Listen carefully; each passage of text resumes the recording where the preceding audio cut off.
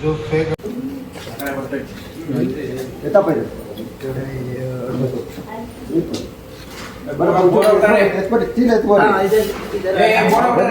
ಬರ್ಲಿ ತಲೆ ಕೆಡಿಸ್ಕೊಂಡು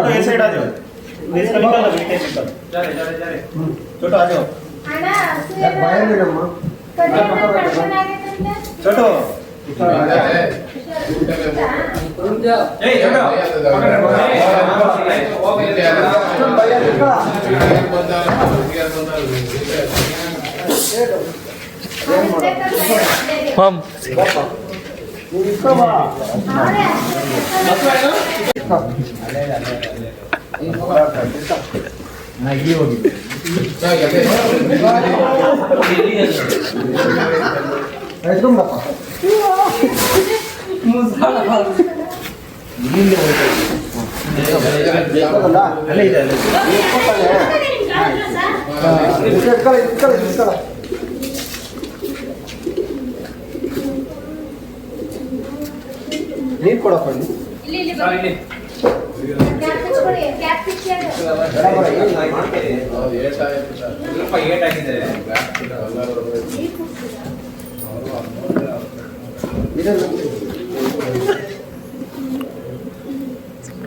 ಹೀರೋ ಬಂದ್ರಿ ಬಾರ ಇದು ಸ್ವಲ್ಪ ತಿನ್ಸಿ ಬಾಯಿಲಿ ಅಷ್ಟೇ ಆಯ್ತಾ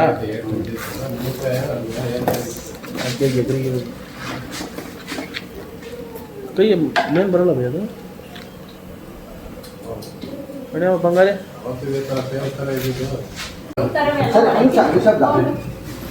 ಜೈ ಶ್ರೀರಾಮ್. ಎಲ್ರಿಗೂ ನಮಸ್ಕಾರ. ನೋಡಿ, ಒಂದು ನಾಗರಾವು ಮರಿನ ರಕ್ಷಣೆ ಮಾಡಿದ್ದೀನಿ ಇವಾಗ ದೊಡ್ಡಕಲ್ಸಂದ್ರದಲ್ಲಿ.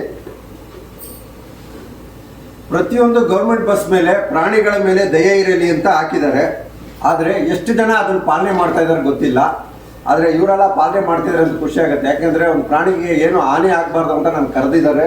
ಆಲ್ಮೋಸ್ಟ್ ಇದು 2ನೇ ಹಾವನ್ನ ರೆಸ್ಕ್ಯೂ ಮಾಡಿರೋದು.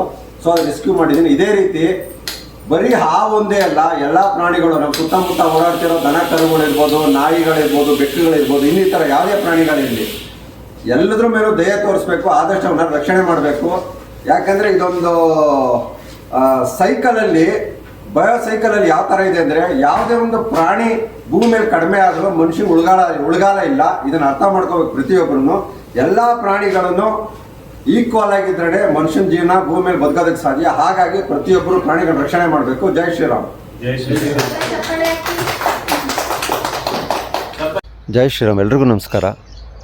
ನಾನು ಪ್ರತಿಯೊಬ್ಬ ವಾಹನ ಚಾಲಕರಲ್ಲಿ ಮನವಿ ಮಾಡ್ತಾಯಿದ್ದೀನಿ, ರೋಡ್ಗಳಲ್ಲಿ ನಿಧಾನವಾಗಿ ಗಾಡಿಗಳನ್ನ ಓಡಿಸಿ, ನಿಧಾನವಾಗಿ ವಾಹನಗಳನ್ನ ಚಲಾಯಿಸಿ ಅಂತ ಹೇಳೋಕ್ಕೆ ಇಷ್ಟಪಡ್ತೀನಿ.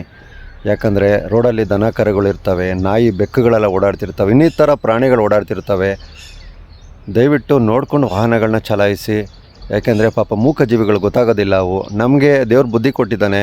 ಹಾಗಾಗಿ ವಾಹನಗಳನ್ನ ಆದಷ್ಟು ನಿಧಾನಕ್ಕೆ ಓಡಿಸಿ, ಯಾವುದೇ ಪ್ರಾಣಿಗಳಿಗೇನು ತೊಂದರೆ ಮಾಡಬೇಡಿ ಅಂತ ಹೇಳೋಕ್ಕೆ ಇಷ್ಟಪಡ್ತೀನಿ. ಸಮಯದಲ್ಲಿ ಬನ್ನಿ, ರಕ್ಷಣೆ ಮಾಡ್ಕೊಂಬಂದಿರೋ ಪುಟಾಣಿ ಹಾವು ಮರಿನ ರಿಲೀಸ್ ಮಾಡೋಣ.